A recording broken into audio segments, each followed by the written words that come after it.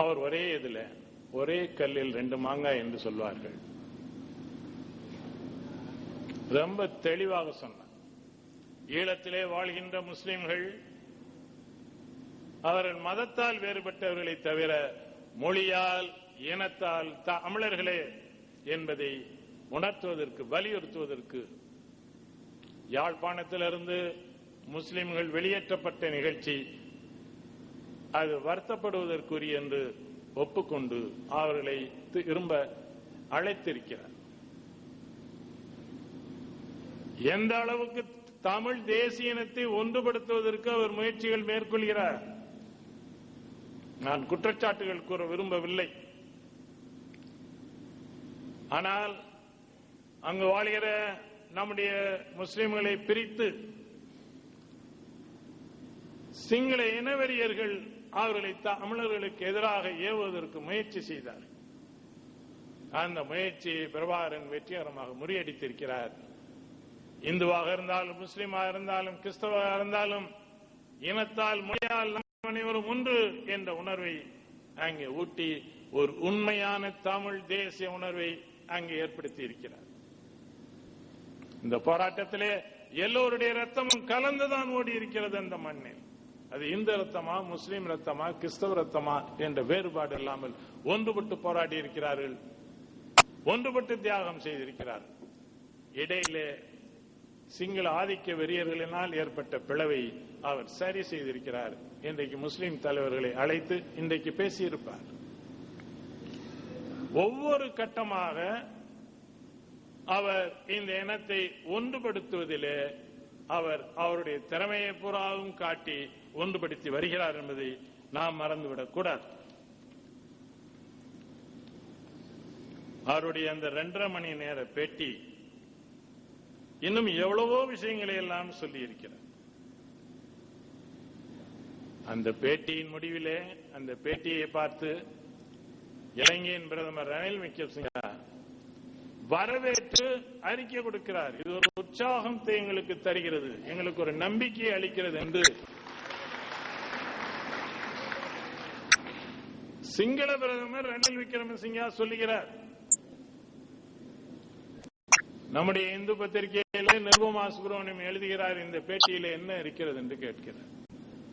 நீங்கள் எதிர்பார்க்கிறதெல்லாம் வேறு, அது இந்த பேட்டியிலே வராது.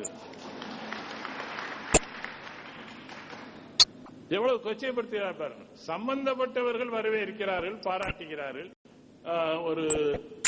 ஒரு வழி கிடைந்திருக்கிறது என்று நினைக்கிறார்கள். சம்பந்தமில்லாத பேர்வழிகள் நீங்கள் பேசுகிறீர்கள். அமெரிக்கா வரவேற்றிருக்கிறது, உலக நாடுகள் எல்லாம் அவருடைய இந்த பேட்டியை இன்றைக்கு வரவேற்றுக் கொண்டிருக்கின்றன. ஒரு பேட்டியில் உலக நாடுகள் அத்தனை பேரின் கவனத்தை ஈர்த்த ஒரு தலைவர் பிரபாகரன் என்பதை மறந்துவிடார். அவர் எப்போது பத்திரிகை நிருபர்களை சந்திப்போம், எப்போது பத்திரிகையிலே நமக்கு விளம்பரம் கிடைக்கும் என்று தேடி அழிகிற தலைவர் அல்ல. ஒரு சொல் சொன்னாலும் அந்த சொல் இன்றைக்கு உலகம் புறாவும் எதிரொலிக்கக்கூடிய வகையில் ஒரு பேட்டியை அங்கே வெற்றிகரமாக நடத்தி முடித்திருக்கிறார். அந்த பேட்டி நம்முடைய தமிழ்நாட்டிலே கூட, நான் அந்த நேரத்திலே மதுரையில் இருந்தேன், எல்லோரும் சொன்னார். சாதாரண மக்கள் கூட, வீட்டில் இருக்கக்கூடிய பெண்கள் கூட அந்த பேட்டியை வியந்து பாராட்டுகிறார்கள். இவரை பற்றியா இப்படியெல்லாம் அவதூறு செய்கிறார்கள் என்றுதான் சொன்னார்களே தவிர இந்த பேட்டிக்கு எதிராக எந்த கருத்தையும் சொல்லவில்லை. இந்த பேட்டியினாலேயே எல்லாம் முடிந்து விடாது.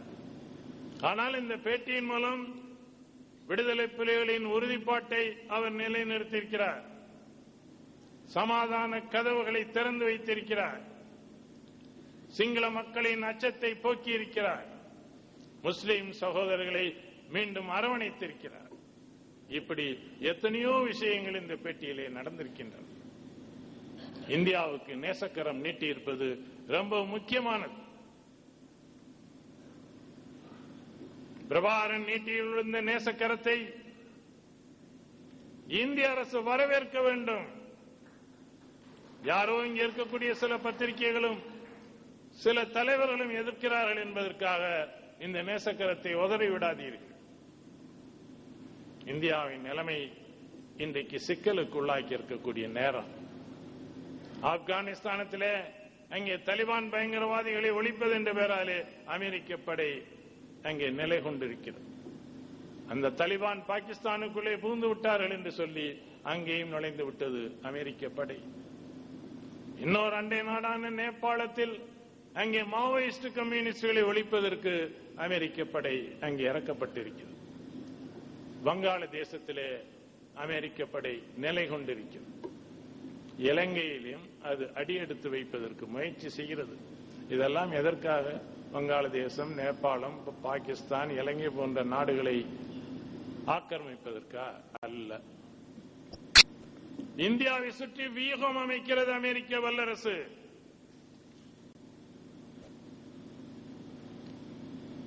இந்தியாவை மிரட்டும். நாளைக்கு அமெரிக்கா இழுத்த இழுப்புக்கெல்லாம் இந்தியா வர மறுக்குமேயானால் சுற்றிலும் அமைத்திருக்கிற இந்த வியூகத்தை காட்டி மிரட்டும். எத்தகைய அபாயத்தின் நடுவே இந்தியா இருக்கிறது என்பதை சற்று தயவு செய்து எண்ணி பாருங்கள். சுதந்திர தமிழீழம் உருவானால் அது இந்தியாவுக்கு நேச நாடாக விளங்கும்.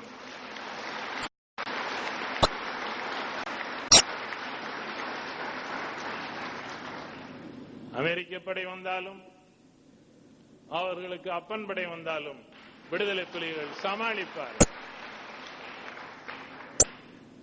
இந்தியாவுக்கு ஒரு வலிமை வாய்ந்த உற்ற தோழனாக அங்கே தமிழீழம் விளங்கும்.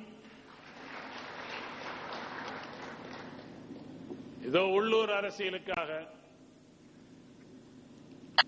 உள்ளூரிலே ஒருவர் மேல் உள்ள விரோதத்தை ஈர்த்துக் கொள்வதற்காக அல்லது அரசியல் அரிப்பை அணித்துக் கொள்வதற்காக எதையோ பேசாதீர்கள்.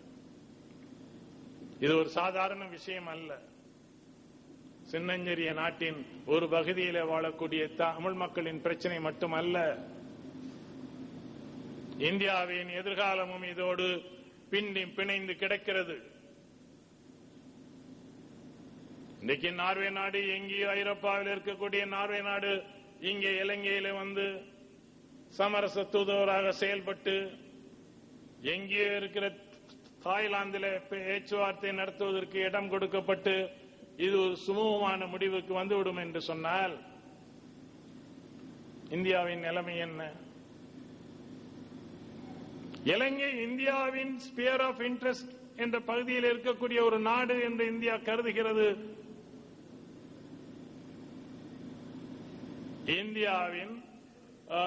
இந்தியாவின் பிராந்திய நலன்களுக்கு உட்பட்ட ஒரு நாடாக நீங்கள் இதை கருதுகிறீர்கள். அது உண்மையானால் இப்போது அந்த பிரச்சனையிலிருந்து ஒதுங்கி நிற்பீர்களானால் நாளைக்கு அதற்கு அடுத்த நாளைக்கு அதற்கு பிறகு என்றைக்கும் நீங்கள் இலங்கையின் பிரச்சனையிலே தலை வைக்க முடியாது. சிங்கள அரசும் உங்களை ஏற்காது, தமிழீழ அரசும் உங்களை மதிக்காது. அரசியல் புரியாத அரைவேக்காட்டு பேர்வழிகளின் ஆலோசனைகளை கேட்டு தயவு செய்து நடக்காதீர்கள். ஆண்டன் பாலசிங்கம் இங்கே வந்து மருத்துவ சிகிச்சை பெறுவதில் என்ன தவறு? அவர் எங்களுடைய ரத்தத்தின் ரத்தம், எங்களுடைய சகோதரர்.